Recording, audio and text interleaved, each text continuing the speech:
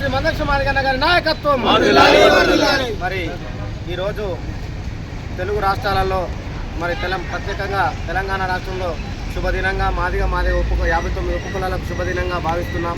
ఎందుకంటే బాబాసాహెబ్ అంబేద్కర్ రచించిన రాజ్యాంగంలోని 15% రిజర్వేషన్లను మాదిగ ఉపకులాలకు సమన్వయం జరగాలంటే ఎస్సీ ఏబీసీ వర్గీకరణ ద్వారా జరుగుతుందని చెప్పి గమనించిన గౌరవ మందక్ష మాదిగ గారు 30 సంవత్సరాల నుంచి సుదీర్ఘ పోరాటం, అలుపెరుగని పోరాటం, అవమానాలకు అసమానతలను ఎదుర్కొంటూ ఒకే ఒక్కడై మాదిగ ఉపకులాలకు 59 ఉపకులాల తరపున కొట్లాడిన మహానాయకుడు మన మందక్ష మాదిగని గుర్తు చేస్తూ, అందులో భాగంగానే నిన్న తెలంగాణ ప్రభుత్వం ఎస్సీ ఏబీసీ వర్గీకరణ అసెంబ్లీలో తీర్మానం ప్రవేశపెట్టడం జరిగింది.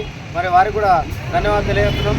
అంతేకాకుండా మరి 59 ఉపకులాలకు సమన్వయం జరిగే విధంగా ఈరోజు గౌరవ మందక్ష మాదిగ గారు పోరాటం వల్లనే ఈ అవకాశం వచ్చింది. కాబట్టి మరి ఈ మా 59 ఉపకులాల తరపున గౌరవ మందక్ష మాదిగ గారికి ఈ మెదక్ జిల్లా తూప్రాన్ మండలంలోని తన చిత్రపటానికి పాలాభిషేకం చేయడం జరిగింది.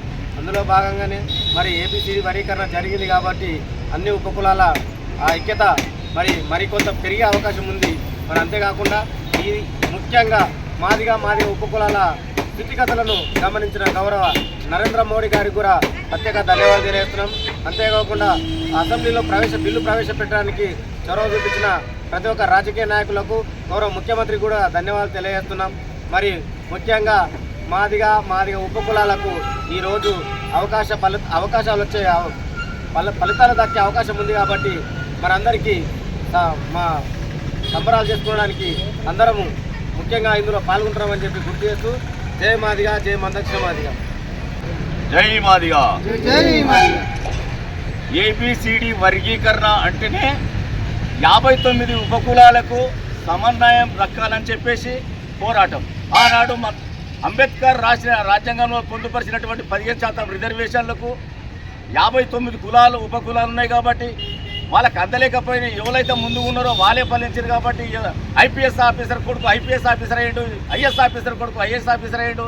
ఈ ఎన్నో మారుమూలలు ఉన్నటువంటి దక్కలోళ్ళు 3 గట్టెలు ఊరవతలు వేసుకొని ఉన్న పిల్లలు ఇప్పుడు చదువుకున్నారు. కాబట్టి వాళ్ళకు ఫలితాలు దక్కాలంటే, ఉద్యోగాలు రావాలంటే ఈ వర్గీకరణ అవసరమని గుర్తించినటువంటి మందకృష్ణ మాదిగ ఏబిసిడి వర్గీకరణ దండోర పేరుతో 20 మందితోటి ఉద్భవించిన ఏబిసిడి వర్గీకరణ పోరాటము ఇవాళ రాష్ట్ర వ్యాప్తంగా ఫలించి ఈనాడు నిన్న 18 తారీఖు నాడు అసెంబ్లీలో తీర్మానం చేసినటువంటి ముఖ్యమంత్రి కానీ అక్కడ పార్లమెంట్లో ప్రవేశపెట్టినటువంటి అక్కడ ఒక కోర్టు నుంచి వచ్చిన ఆర్డర్ కాబట్టి అది నరేంద్ర మోడీకి దక్కింది.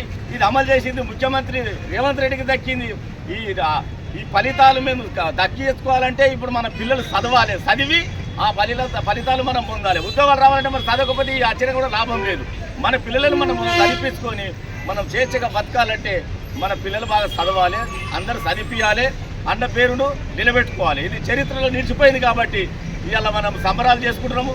జిల్లా వ్యాప్తంగా, రాష్ట్ర వ్యాప్తంగా మొత్తం సంబరాలు చేసుకుంటున్నాం. కాబట్టి ఇది అందరికీ అణగారిన కులాలకు ఫలితాలు దక్కిడి అనేది ఇది ఒక గుర్తింపు అని చెప్పేసి నేను సవినయంగా మనవి చేస్తున్నాను.